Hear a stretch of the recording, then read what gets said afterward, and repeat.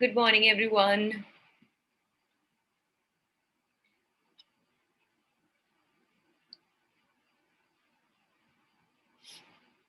Keep on joining, guys.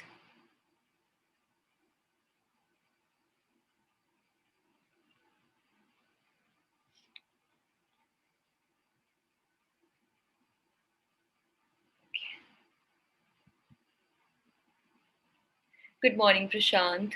Good morning, Shubham. Good morning, Ankita.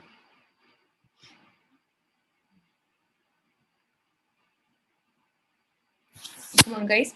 Join quickly, okay? We will start faster today, okay? Good morning, Komal. Good morning, Vaishali.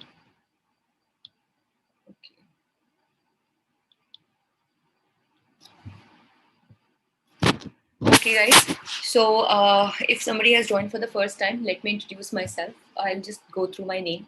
So, my name is Sheva Khan, okay? And here at LawSikho, I'm working as the manager for current affairs, okay? The current affairs vertical. And good morning, Ranjana. Okay. So, this will be our first article of the day, guys. The Supreme Court questions state on cases under Section 66A because it has been come forward in the notice that even now even after striking down the section 66A of the IT Act, that is the Information and Technology Act 2000, still there have been cases wherein police officials have used or made use of section 66A. Okay, so just let's see, now guys, you will get the chance to enter your name and participate in the Menti quiz. Okay, just please make sure you're entering your actual name. Okay, I am again sharing the link in the chat box with everyone. Just make sure that you have clicked on this link as well. Okay, so you need to be a participant on the actual quiz so that your answers can be evaluated. All right.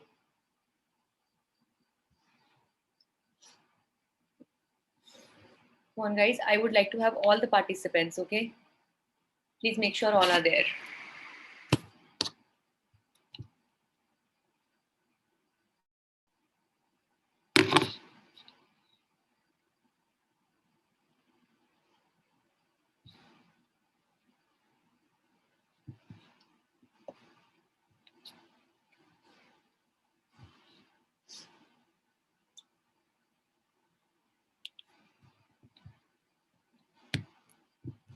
Okay, guys, so I think I will start the quiz, right?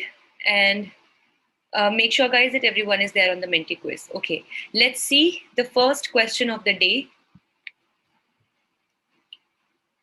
The court struck down the provision section 66A of the IT Act as unconstitutional and as violation of free speech in which of the following cases?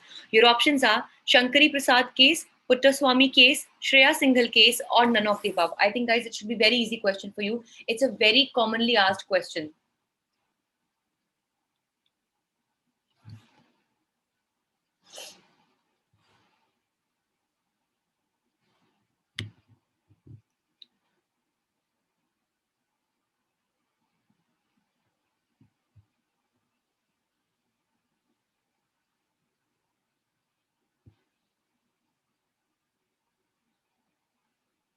Just give me a moment, guys.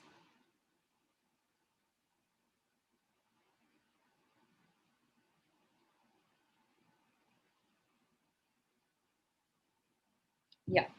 Okay. So most of you have given the correct answer. It is yes, option C, which is Shreya Singhal versus Union of India. This was a case of 2015. And guys, I will tell you how I remembered this case. I was in my, I think, second year of my college, if I'm not wrong, when this case had come up. So I actually, how I got to know about this case, that some case of this sort has actually, come up. I was going through the building of my college, and I heard my dean shouting very badly at one of the, LLM students. He actually, or he or she, I don't know who was there inside the room, I don't know, must have prepared something on the latest cases and had forgotten to mention about the Shreya Singhal case. And that is why the dean was like, oh my God, he was like shouting so badly at that person that how could you even forget Shreya Singhal case? And that was the moment when I heard the case, and then I came back to my hostel and I searched for this case. So that is how I remember this case. So there was a very important case through which Section 66A of the Information and Technology Act 2000 was actually struck down. So this actually gave police a lot of powers in order to, the police could actually arrest a person if they thought that something is, against the system or against the authority, something like that. Okay, so it was like considered to be against the freedom of speech and expression. That is a fundamental right under Article 19. Okay. Bhavna, I think now you can get the option to put in your name, or just try to refresh. I think then it might pop up. Okay. All right. Let's move further, guys. We need more creators. So this article says that the educators must upgrade their engagement strategies while integrating technology into their approach. So almost like, something that relates to us as well also, because we LawSikho ourselves, we are also an ed tech, that is, a technology based education program.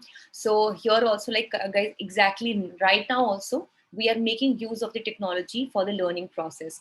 So this article says that the educators, like for example, I am the educator in this particular session, so we need to be more engaging, and we need to upgrade the system or upgrade the way we are dealing with the people, in this case, you guys. So we need to upgrade the system or approach to, make other persons learn. So this will actually make it more engaging and will actually make people learn better and faster. So it's a lesson for me as well. Okay, let's see question number 2. Who headed the Committee for New Education Policy? Your options are Mudaliar Commission, Daulat Singh Kothari, Dr. K. Kasturirangam, or Bhagwan Sahai Committee. So who headed the committee? Basically, you have to tell the name of the new education policy.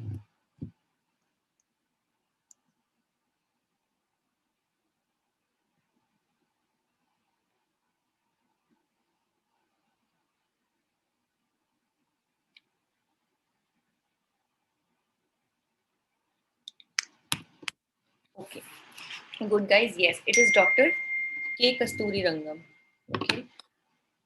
Yes. So basically, Dr. K. Kasturirangam headed the Committee for New Education Policy. As we know that the New Education Policy came up in 2020, which actually seeks to change the education system significantly in the country. Okay. Ankita, I will also try refreshing from my end. Okay. There could be some network glitch, possibly. I'm also refreshing. Okay. So it's really not into my hands. Okay. Just try to refresh once again. Okay. Okay, guys. Let's see the next one, the hacking of Indian democracy.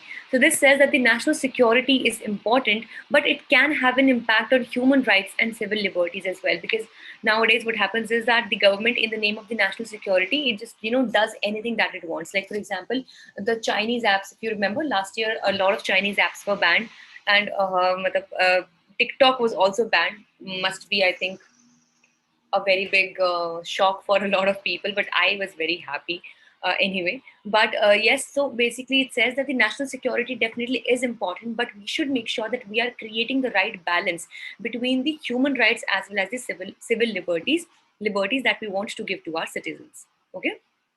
Okay. Let's see question number 3rd. Come on, guys. I am once again sharing the link in the chat box. Please make sure, everyone, that you've clicked on this link and you are participating on the actual quiz as well. Okay. Cyber Surakshit Bharat initiative launched in 2008 aims to, your options are spread awareness about cybercrime, punish the cyber criminals, create a foolproof anti-virus for Indian citizens, or none. Foolproof.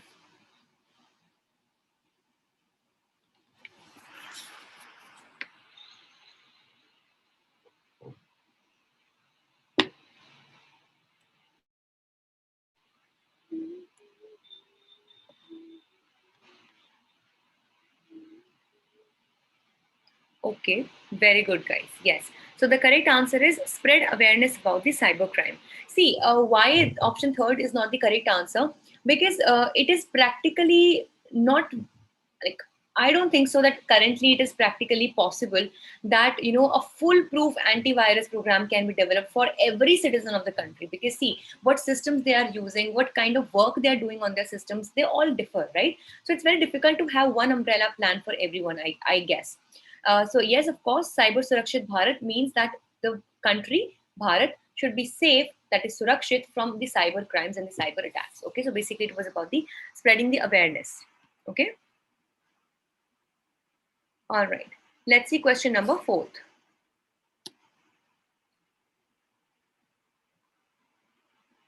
The government of India has launched a new cashless and contactless method for digital payment named, your options are e-paisa, e-rupee, e-rupees, or none.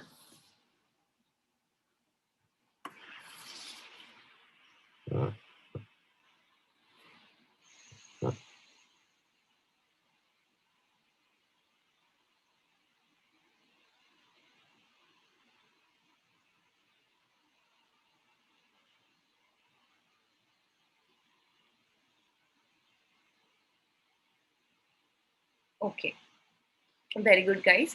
Yes, so most of you have given the correct answer. It is e-rupee. Okay, so just like we have the Bheem UPI. Okay, similarly, like Paytm we have. So similarly, we have the e-rupee as well, because now definitely we want to go cashless and contactless. So definitely we need to have these digital payment systems or methods for that purpose, right? So e-rupee is the latest one. Okay, let's see question number 5. ये कोई doubt आया होगा पक्का. अच्छा ठीक है, good. Yes, coupons will be issued under this. Okay, Bhavna, I personally, to be very honest, haven't read about the e-rupee in very much detail as of now, but possible. Okay, I'm not sure about it. Okay, let's see the 5th question.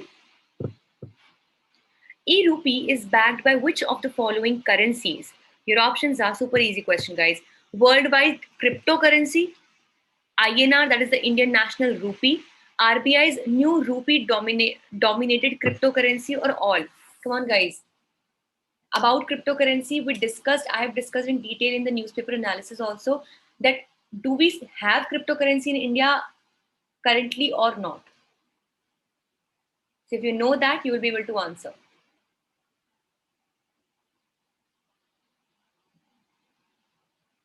Good. Very good, guys. Yes. So it is basically backed by the Indian National Rupee. Worldwide cryptocurrency is not allowed in India. It is not a legal tender in India. RBI's new rupee dominated cryptocurrency, still RBI is working on this. It is planning to have a government backed cryptocurrency system, but still we do not have it. Okay, please remember that other kinds of cryptocurrencies like the Bitcoin, Doge, Ethereum, they are not allowed in India. Okay, they are not legal in India till date. And that is why the Supreme Court said that we should not have a blanket ban on the cryptocurrencies. Rather, it is possible, if possible, we can have the RBI or the government backed or government authenticated cryptocurrency for the future transactions. Okay, so of course all could not be the answer, and thus the correct answer is the Indian National Rupee. Okay. Okay, let's see the leaderboard. Who is leading the quiz right now?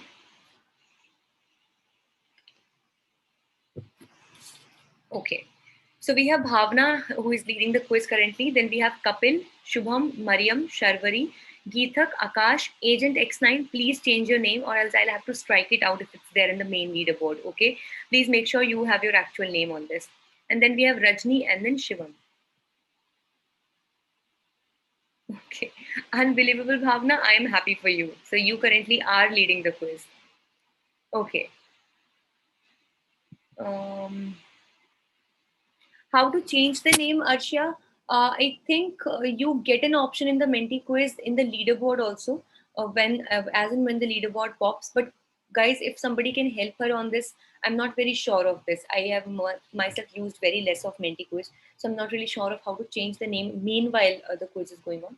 So if somebody can help Arshia, please put it down in the chat box. Okay. Okay. Let's see question number 6. E-rupee has been launched by which of the following bodies? Your options are NPCIL, NPCI, NPTEL, or the Ministry of Electronics.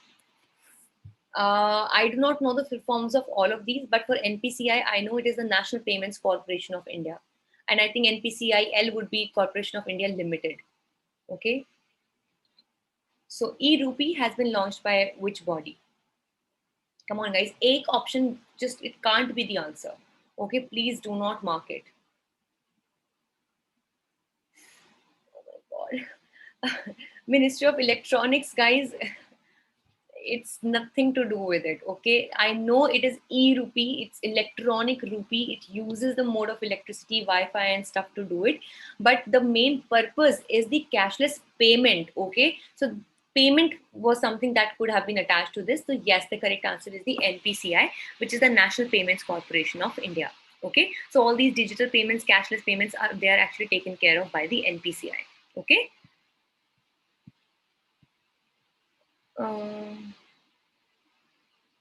Okay, Arshia, that Agent X9, if it is you, I will like tell the team that it's you. Okay. So if it's you, let me know. Okay. So the next one is preventive detention only to forestall public disorder. Okay, so this talks about, okay, TK Arshia, I'll not strike you out now. Okay, it's okay. So this article talks about the preventive detention. What provision do we have for preventive detention? The article I will not tell because it's the question. Okay, it's there under the Indian Constitution. Okay, let's see question number 7.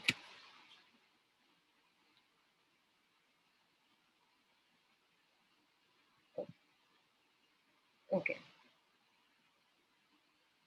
Which article allows for preventive detention and restriction on personal liberty for reasons of state security and public order? Your options are Article 25, 24, 23, or 22. All of these articles are very important, guys. Article 23 we have discussed in great detail in 1 or 2 days before, I think, in the newspaper analysis also. There was an entire article on this particular thing. Very good, guys. Yes. The correct answer is Article 22. So Article 22 under the Indian Constitution provides for preventive detention. So as the name itself is suggesting, preventive, like when we say prevention is better than cure. So preventive means that something that we do beforehand in order to avoid something in the future. Okay, some loss in the future, some kind of crime in the future. And detention, it means to detain someone. So preventive detention is that even on the, just we have we are suspecting onto somebody that this person can do a particular heinous crime or some kind of crime, so we can also detain that person as a preventive measure. So that is called as a preventive detention, and it is provided under Article 22 of the Indian Constitution. Guys, Article 23 we discussed in the newspaper analysis also. It is can anyone tell me? Let me not tell you. Can anyone tell me what is Article 23?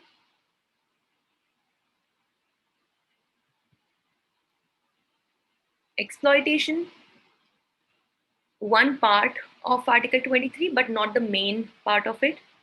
Yes, very good, Harsha. It's the to prevent human trafficking. Okay, so most important part is human trafficking. Yes, and then also to exploitation, like forced labor, big R, and everything should not be there. Okay, so the main is to prohibit human trafficking. Very good, guys. Article 24. Can anyone tell me?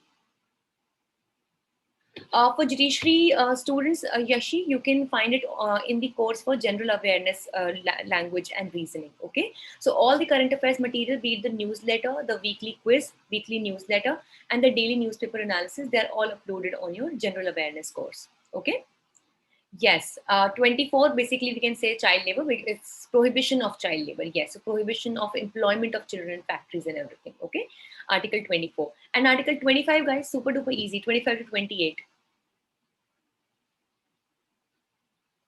Sajal, what are you saying, ma'am? It is AN. I'm not getting AN. Yes, basically it's freedom of religion. 25 to 28. Okay, freedom of religion. Okay. All right, guys. Let's move further. Let's see question number 8. Which amendment reduced the maximum period for which a person may be detained without obtaining the advisory board from 3 to 2 months under Article 22? So which amendment actually reduced this time period from 3 to 2 months? Your options are 32nd Amendment, 42nd, 44th, or none.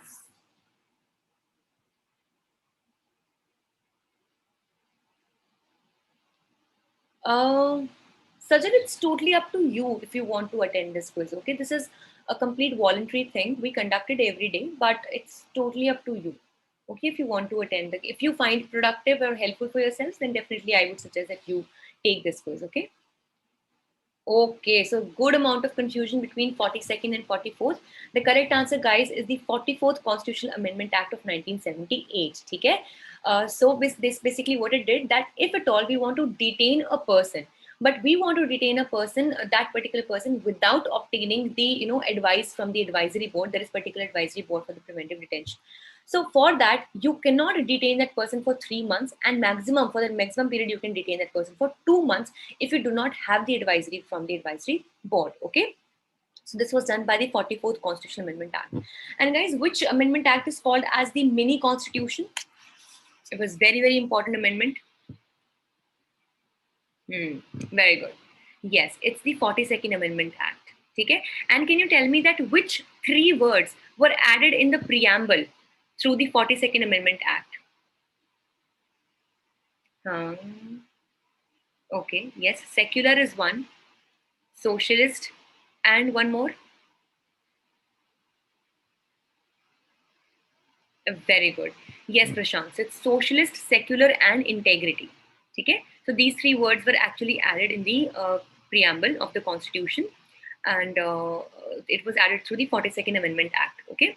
Okay. Can anyone tell me that which part of the Constitution is considered to be as the key to the minds of the makers of the Constitution?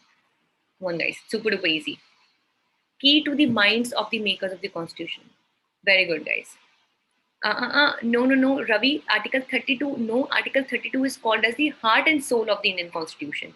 Okay, as was quoted by Dr. B.R. Ambedkar. Okay. So the key to the minds of the maker of the Constitution is the preamble. Okay. Do you think that preamble is a part of the Constitution? Just say yes or no. Okay. Prashant says no. Others all are saying yes. Okay. If you guys are saying yes, so which case actually said? So you guys, you really are, reading my mind now. Yes, so it shows the spirit of the Constitution, and yes, it was the 𝗡𝗘𝗪𝗦 case. And in Re-Berubari case of 1960, guys, it was held that Constitution is not a part of the Indian Constitution. But right after 13 years, in the year 1973, 𝗡𝗘𝗪𝗦 Bharati versus State of Kerala, it was held that preamble is very much a part of the Constitution, and thus, so guys, do you think that it can be amended?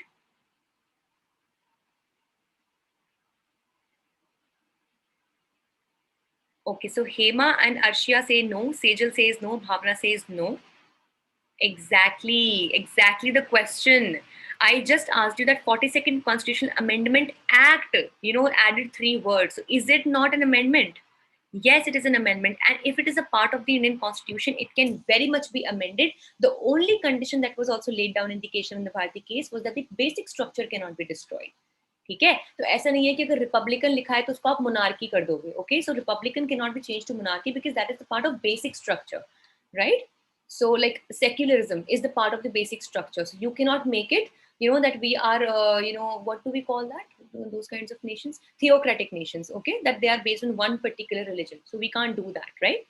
So yes, preamble is a part of the Constitution. Yes, the preamble can be amended, but the basic structure cannot be destroyed. Okay, guys, these are the basics of the Indian Constitution. Please, inko matlab just never ever be confused in these. Never, guys, never. Okay, matlab this is a sin for you being a law student if we would make mistakes on these grounds. Okay, just always remember preamble ka bahut basic hai. Okay, just always remember this. Okay. Okay, guys, let's move further. Experts warn against mandatory food fortification. Okay, so in a letter to the FSSAI, I will not tell you the full form over here. Okay, they say that it will have adverse impact on health and livelihoods. So all things we will discuss via questions. Okay, let's see question number 9. And guys, I hope all of you are there with me on the Menti quiz. Okay. Food fortification means, so what do we mean by fortifying the food? Mixed cropping agriculture for better nutritional value of food product, deliberate increase of nutrients into food for added nutritional value, reduction in use of chemical fertilizer for improved soil quality, or changing nutritional properties of food to suit local area population. Guys, the options are very good, okay? So I hope you catch the right point and you answer. Food fortification. Now, Sara, confusion. Okay, guys, let me ask you, what do we mean by fortification? Fortify करने का मतलब क्या होता है? What do we mean by fortifying something?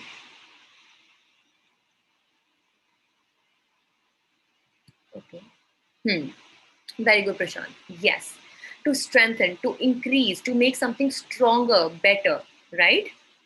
Now, when I'm talking about the fortification of the food, so how can I fortify the food? How can I make the food, like, how do we fortify the food?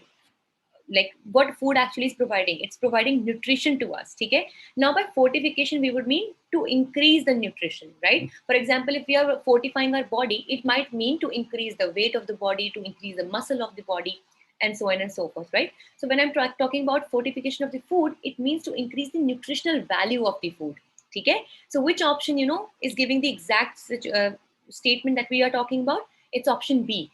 Deliberate, like we deliberately do something, we actually add extra nutrients to increase the nutrients into the food for added nutritional value. Okay, guys? So this is the deliberate increase of nutrients. Okay, so the food that is generally provided in through the midday meals also to the poor children. So that also fortified rice. That rice has better properties, better nutritional value. So basically we do it so that the nutritional requirements of the body can be sufficed. Okay. Okay, let's see question number 10. Which of the following bodies prescribes the standards of addition of micronutrients for the purpose of food fortification in India? So who is what is the authority? Central Drugs Standard Control Organization, the Medical Council, FSSAI, AIMS Delhi. Come on, guys, super easy question. FSSAI is the Food Safety and Standards Authority of India. Okay, सबके, you remember every edible product has the mark or the authentication by the FSSAI. So I think it should be easy for you to answer. Very good, guys. Yes. See, the person who has given this answer, Central Drugs Standard Control Organization, drugs are totally different. These are the medicines that we are talking about. In fact, all of the other options were relating to the medicines. They are the supplements. They can be different things that can be used to cure a disease or something. But when I'm talking about the food fortification, it means to add the value in the food itself. So it is done by the Food Safety and Standards. So definitely we need to maintain the nutritional standards. So Food Safety and Standards Authority of India. Okay. Okay. A disconcerting picture behind the headline numbers. So there is evidence to suggest that the PLFS, guys, PLFS is the Periodic Labor Force Survey. Data may underestimate the loss of earnings and fall in the consumption. So PLFS basically, as the name itself saying, Periodic Labor Force Survey. So it is a periodic survey that tries to analyze as to what number of people are there in the force, in the labor force, as in how many are the working, what is the number of working people in the country, okay? So periodic labor force survey. Okay, let's see the last question of the day, guys.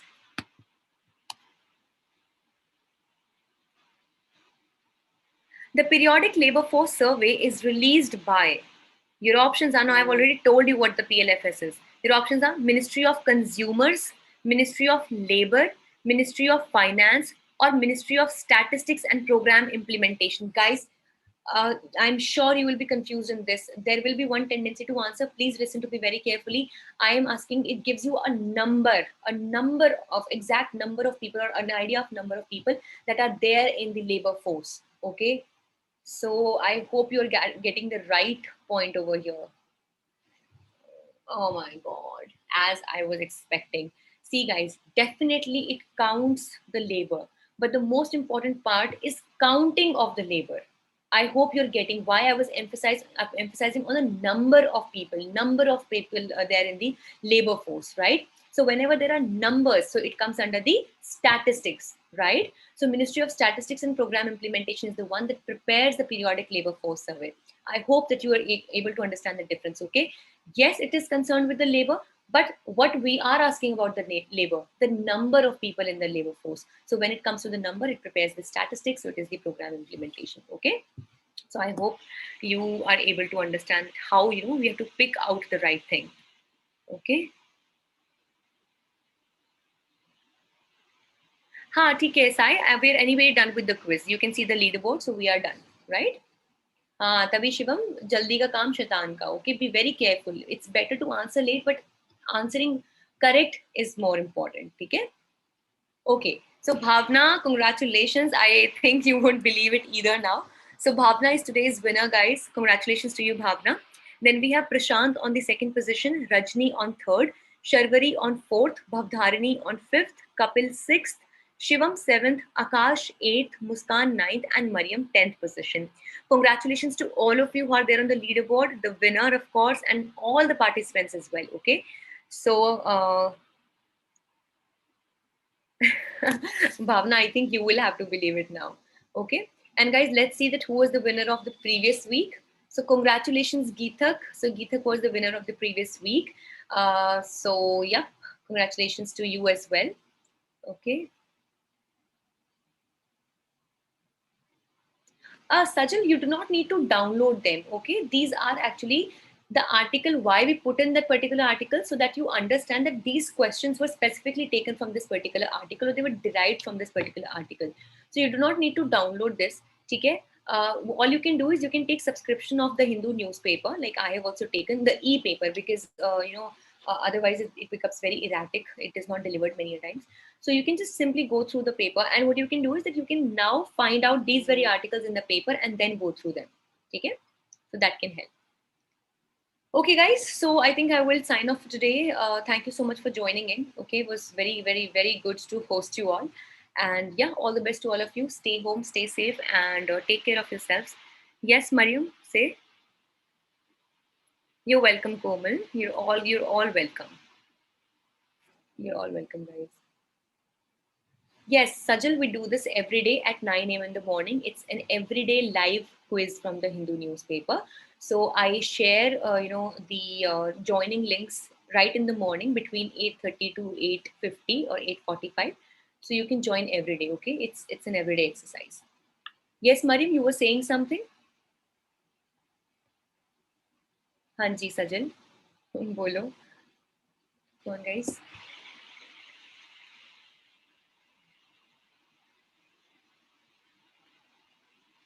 Come on. Mariam, this is basically, I'll be like very honest to you. This is basically the CLAT quiz, okay? So the exact center that we are hitting is for the CLAT students.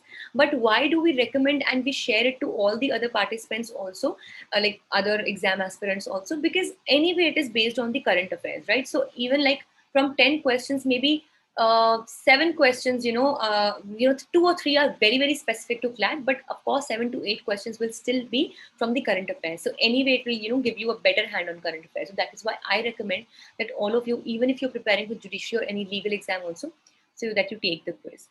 Okay. So there is no other specific judiciary exam quiz. Okay. This is the only quiz that we host, but I think that this can be very, very beneficial for a lot of judiciary state exams as well. Okay. Sajal, were you saying something, or else I will just sign off then? You're welcome. All of you are welcome. Okay? Okay, guys. Okay, so I'll sign off for today. Thank you so much for joining in. Stay home, stay safe, everyone.